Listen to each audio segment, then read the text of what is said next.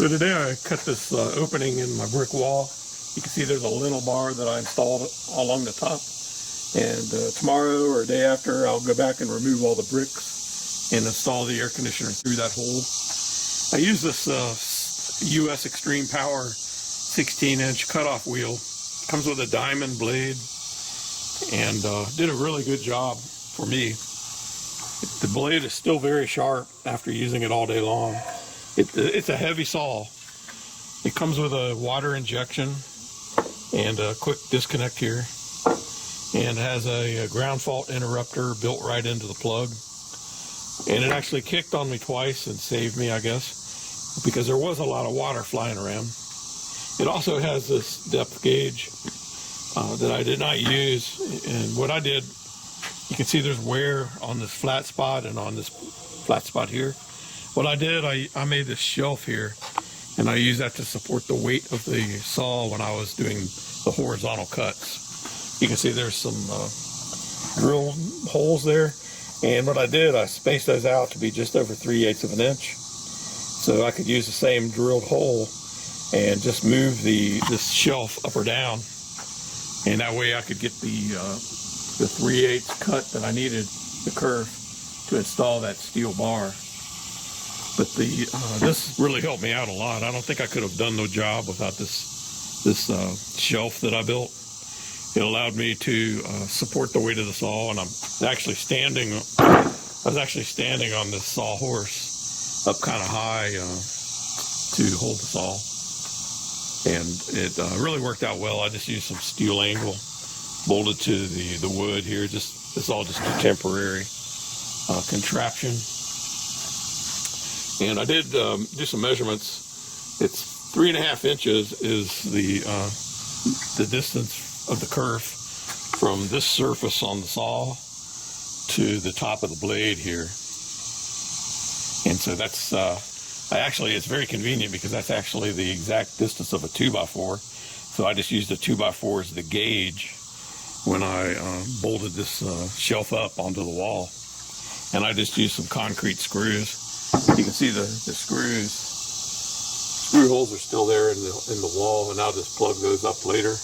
There's another set there for when I did the lower cut. And like I said, the verticals, I didn't need a guide or any way to support it. It didn't matter if the saw moved up or down. But for the horizontal cuts, it's very important that the saw be held perfectly horizontal, or the blade will bind.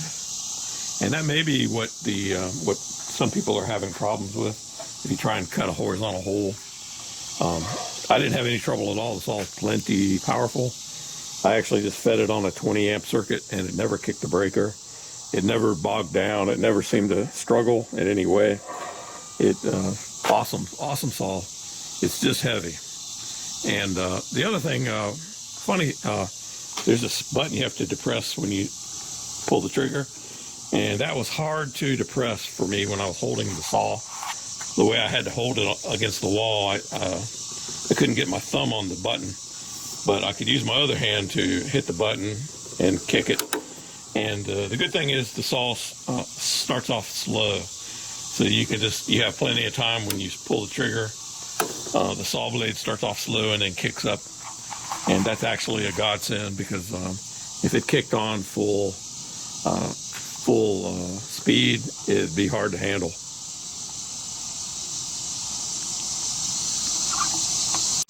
And I also added this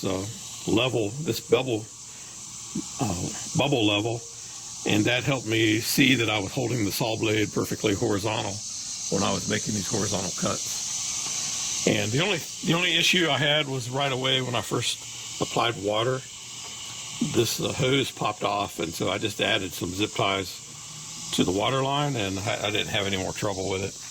But the saw is awesome. It was very powerful, and cut the brick very easily. Cut it like butter.